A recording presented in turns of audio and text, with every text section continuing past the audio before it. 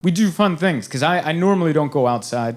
I'm an indoor guy, man. But my wife's exciting, and I want to stay exciting. So I try not to shoot down ideas. Like, she asked me once, she's like, do you want to go rock climbing? And I was like, what kind of rock climbing? See, that's a better answer than hell no, you know? What kind of rock climbing? And she goes, indoor rock climbing. I'm like, hell yeah, that sounds amazing. That sounds up my speed. Why would we go outside to do it for real? Why? I'm not trying to be in a documentary, you know? Let's just go inside and do it for fake. Yeah? So we went indoor rock climbing. I don't know if you guys have ever been indoor rock climbing. It's still pretty intimidating. All right, you walk in, it's a bunch of dudes that look like they love indoor rock climbing. Just a bunch of dudes, and then they got the thighs with the... Have you ever seen the dudes with the thighs with the peaks and the valleys? And they're proud of them. They wear little shorts, and they just come out like, hey, did you see it from that angle? And you're like, yeah, I get it. Your thighs have abs for some reason. That's incredible. So it's already intimidating.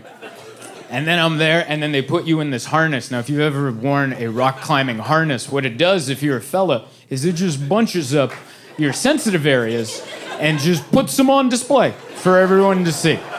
So I put this on, now I'm just walking around this rock climbing gym, just me and a bunch of dudes, just like, well, all right, that's what you brought to the party, all right? This is what I got going on. So it's pretty intimidating.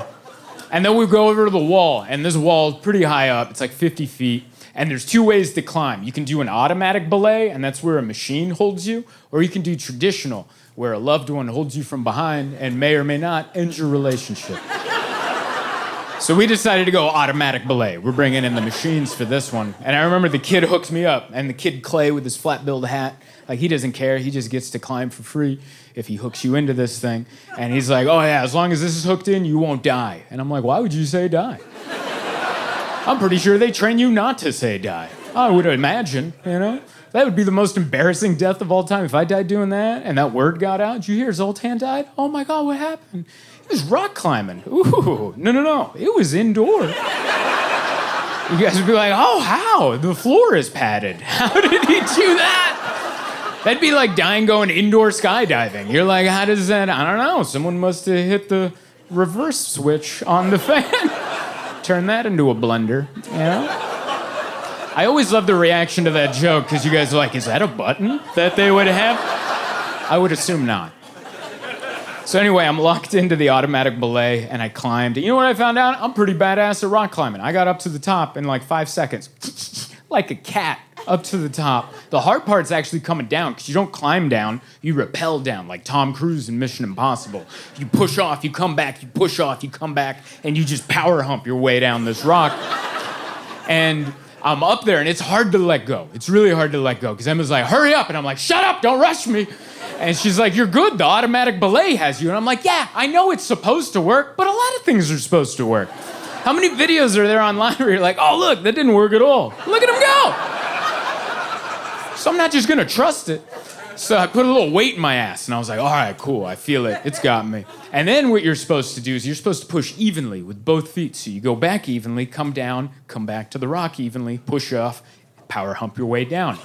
But they didn't make that clear during the instructions, because when Clay with the flat-billed hat told me that, he was mentioning that information while he was putting on my genital harness, and that really needed to be two separate conversations, all right?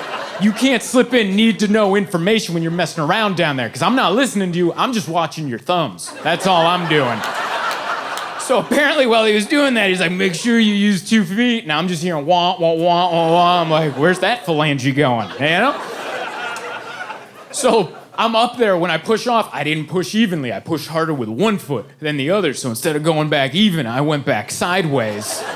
And now I'm going down, but now I'm coming back to the rock sideways. So all those little nubs I climbed, I hit every one of them coming down like a human plinko.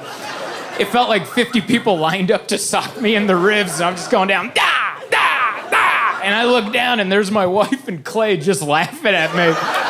And I'm just staring at my bouquet of genitalia going, I am an indoor cat. I shouldn't be out here. Meant to be indoors. You know.